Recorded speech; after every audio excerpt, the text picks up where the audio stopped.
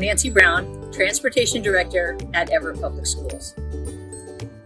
This year, your school bus might be equipped with seatbelts. Using the seatbelts on a school bus are very close to what you use in your car. We're going to show you how to use them today. First, ensure that you are properly seated in your assigned seat, facing forward and sitting up straight.